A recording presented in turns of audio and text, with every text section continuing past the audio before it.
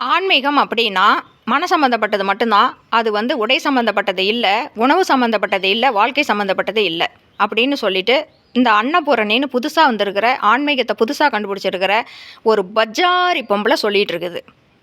உண்மை அதுதான். கொஞ்ச நாளைக்கு முன்னாடி ஜீ தமிழில் தலையை கவுந்து உட்காந்துக்கிட்டு இன்னொருத்தி புருஷனை கைக்குள்ளே போட்டு அந்த புருஷனோட தான் நான் வாழ்வேன்னு சொல்லி அந்த குடும்பத்தை நடுத்தெருவில் இழுத்துட்டு வந்து உட்கார வச்சுட்டு இவ கட்டின புருஷனையும் நடுத்தெருவில் விட்டுட்டு அவனோட கொஞ்ச நாள் வாழ்ந்து அவனும் செத்து போயிட்டான். இப்போ இன்னொருத்தனை கல்யாணம் பண்ணிக்கிச்சு.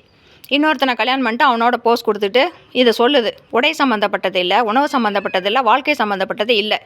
இதையெல்லாம் தாண்டினா மனம் சம்மந்தப்பட்டது ஆன்மீகம். ஒத்துக்கிறேன்.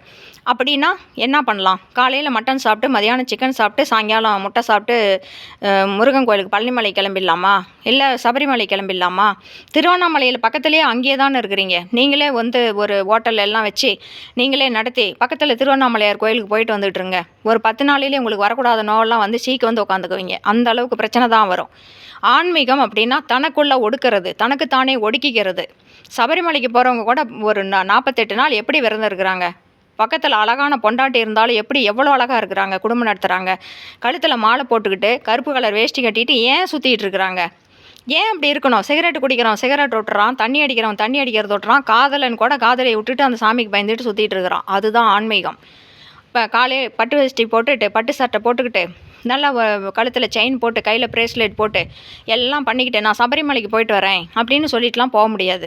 அது சபரிமலை அங்கே அழுவும் பண்ணாது. அதுதான் ஆன்மீகம்.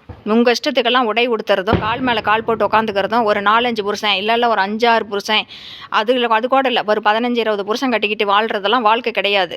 அது என்னங்க அந்த பொம்பளை சொல்லுது? என்னதான் மக்கள் உட்காந்து கேட்குறாங்க. அதுக்கு மேலே அந்த பொம்பளை காலில் வேற விழுவுறாங்க. சத்தியமாக சொல்கிறேன், அந்த பொம்பளை காலில் விழுந்தீங்களே அன்னைக்கு உங்களுக்கெல்லாம் போய் கங்கையில் குளிச்சு பாருங்கள். கங்கை தூக்கி வெளியில் போடுதா இல்லையான்னு. எங்கே போனீங்கனாலும் அந்த பாவத்தை மட்டும் தீர்க்கவே முடியாது. ஏங்க உழுவுறதுக்கு இத்தனை சாமிங்க காலை காட்டிட்டு நின்றுட்டு இருக்குதுங்க. திருப்பதி ஏழுமலையான் பாதமெல்லாம் சும்மா போட்டோவில் பார்த்தீங்கன்னா தகன்னு அத்தசோட பாதத்தை வச்சு நின்றுட்டுருக்கிறாரு. உழுவுங்களை ஒரு பொருள் தானே போடுங்க, குட்டிக்காரன் தான் அடிங்களே. ஏன் இப்படி போய் மனுஷருங்க பஜாரிங்க காலில் ரொம்ப ரொம்ப கேடு கட்ட வாழ்க்கை வாழ்ந்த ஒரு பொம்பளை காலில் போய் விழுவுறீங்களே? இந்த பாவத்தை எங்கெங்கே போய் உங்களுக்கு என்னங்க கிடைக்க போகுது?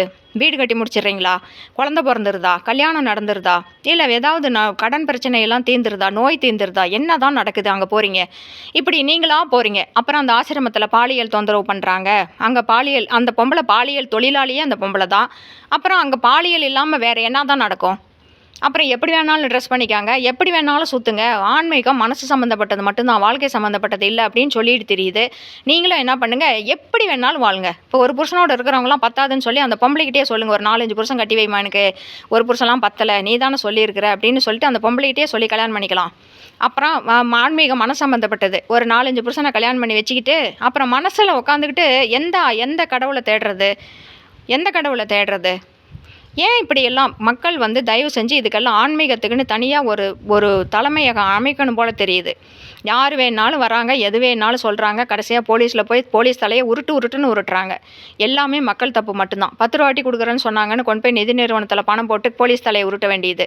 எப்போ பார்த்தாலும் போலீஸ்காரங்க மட்டும் தப்பு செய்கிறாங்க அப்படின்னு சொல்கிறீங்க. போலீஸ்காரங்க எந்த தப்புமே செய்யறதில்ல, மக்கள் தான் செய்கிறாங்க. அவங்க லஞ்சம் வாங்கலைனா கூட இதை வச்சுக்கிட்டு விட்ருங்க, என்னை பார்த்தா அவங்களுக்கு பாவமா இல்லையா, எனக்கு அந்த வேலை கிடக்குது, எங்கள் அம்மா சும்மா கிடக்குதுன்னு சொல்கிறாங்க. அவர் சரி போனால் போயிட்டு போதுன்னு அந்த காசு வாங்கிட்டு விட்டுட்டு அவர் லஞ்சம் வாங்கினார். அவர் அப்படியே பழகிட்டார், நாம் அப்படியே பழகிட்டோம்.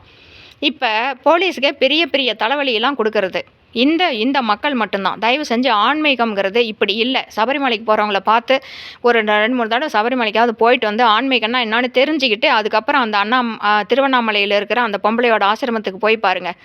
இதுக்கும் அதுக்கும் எவ்வளோ வித்தியாசம் இருக்குன்னு போய் பாருங்கள். கடவுள்கிட்ட மட்டும் தேடுங்க. ஆன்மீகத்தை கடவுள்கிட்ட மட்டும் தேடுங்க. தயவு செஞ்சு மனிதர்கள்கிட்ட ஆன்மீகத்தை தேடாதீங்க.